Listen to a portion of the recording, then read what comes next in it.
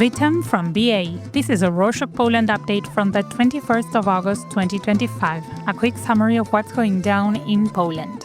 Let's kick off with foreign affairs. On Monday the 18th, Georgette Mosbacher, former US ambassador to Poland, criticized Poland for missing high-level talks in Washington, saying it was probably the new president, Karol Nawrocki's, fault since his administration is, quote, still settling in, unquote.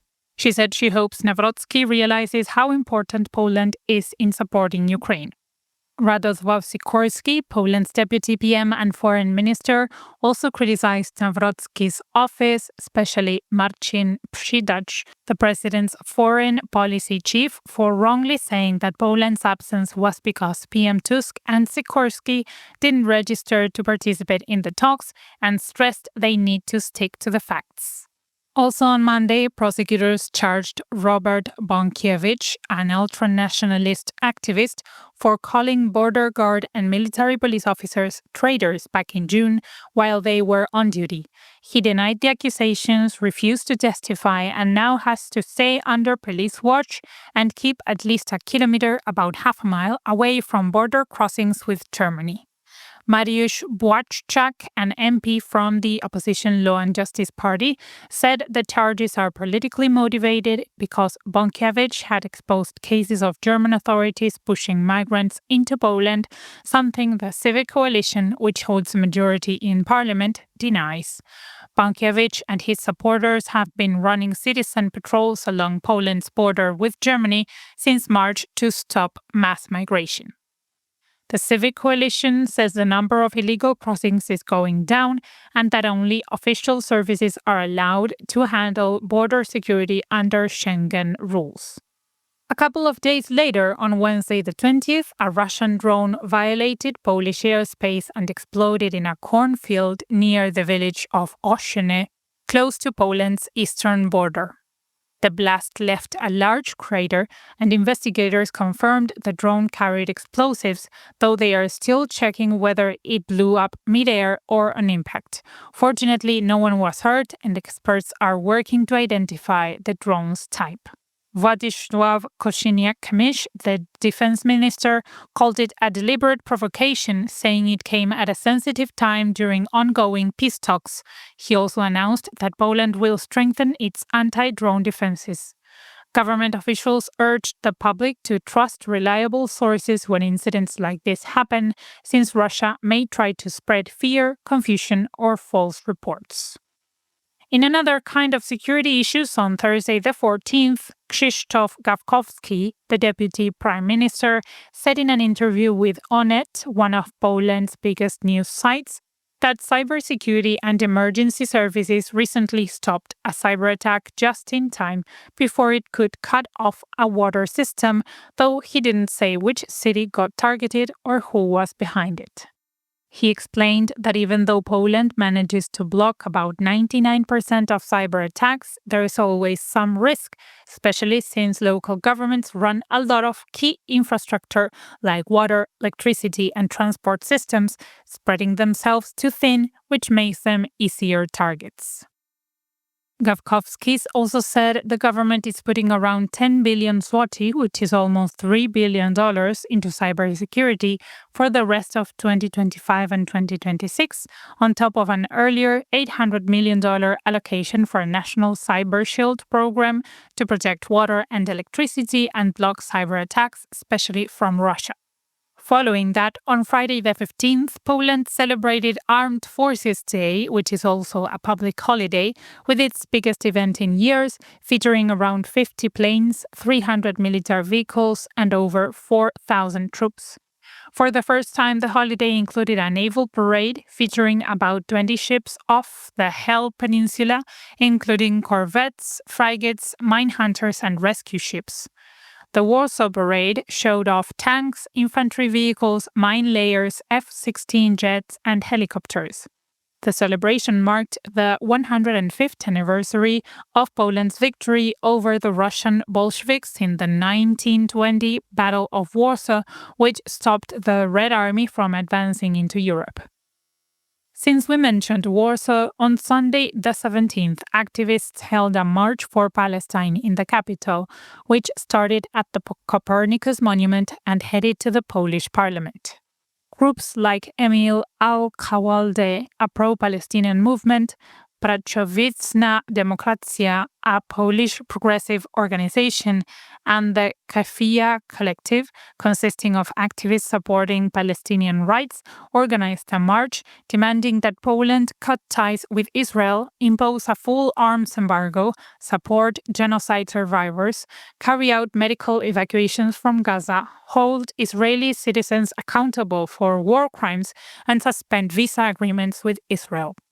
The government monitored the protest closely to make sure nothing illegal or anti-Semitic happened. Speaking of Israel, on Friday the 15th, Poland's foreign ministry condemned fans of Israeli club Maccabi Haifa for flashing an anti-Polish banner in their Europa Conference League game against Polish team Raków Częstochowa in Hungary, implying that Poland was responsible for killings during World War II. The ministry called it outrageous and stressed incidents like this shouldn't hurt Polish-Israeli relations. Jakub Rudnicki, the sports minister, said UEFA should punish the club, calling the display of the banner totally unacceptable. Other officials said the incident twisted history. Sikorski reminded that it was Nazi Germany, not Poland, that invaded countries in World War II and thanked Israel's embassy in Warsaw for condemning the fans' actions. On Sunday the 17th, Małgorzata Manowska, the head of the Supreme Court, submitted a complaint to the Constitutional Tribunal asking them to review the law that taxes garages way higher if they are standalone or outside residential buildings compared to ones inside homes, saying all garages do the same job and should be taxed equally. Garages in residential buildings are taxed at 1 zloty per square meter, around 30 US cents, while those in other buildings are taxed 12 zloty per square meter, about $3. Manowska said the law breaks constitutional rules on equality, property rights, and fair taxation. The case is now registered with the tribunal, but there is no hearing date yet, and the Constitutional Tribunal currently has only 11 out of 15 judges, with 4 seats empty due to arguments over new appointments and some disputes over which judges are legitimate. Next up, new projects. On Monday the 18th, Wody Polskie, Poland's state water agency, announced a bunch of new projects to boost flood and drought protection across the country. Over 20 construction sites are already running or about to start, including reservoirs, pumping stations, and levees designed for local risks.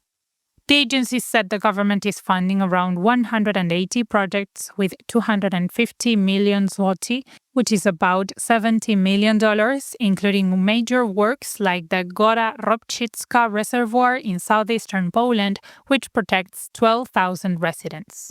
The projects also focus on retaining rainwater locally to help farms and ecosystems. In other news, on Thursday the 14th, Warsaw's Public Transport Authority announced plans to buy 120 articulated buses for regular routes and emergency evacuations. The tender is split into 2 lots of 60 buses, and bus makers can bid for one or both. Offers are due by the 16th of September, and the buses should arrive in Warsaw between October and December 2026. The buses will be low-floor, air-conditioned with passenger screens, wheelchair spaces, solar panels, braille buttons, and alcohol locks to prevent bus drivers from driving after drinking. They'll use diesel engines for reliability in emergencies and long trips. These buses are part of Warsaw's civil protection plans, and the city will seek government funding to help cover costs. Closing this edition on a positive note, on Wednesday the 20th, the police of Konin in central Poland told the media that domestic incidents have significantly dropped since the city banned alcohol sales at night in February. There were about 120 cases from February to June 2025, down from around 400 last year. The ban stops alcohol sales from 10 p.m. to 6 a.m. in stores and gas stations, except restaurants, and officials say it's made nights calmer and cut down drinking among young people. Since 2018, about 175 towns and cities in the country have tried similar nighttime alcohol bans, mostly in the Mazowieckie province in central Poland, Małopolski in the south, and Wielkopolski in the west central region. And that's it for this week. Thank you for joining us.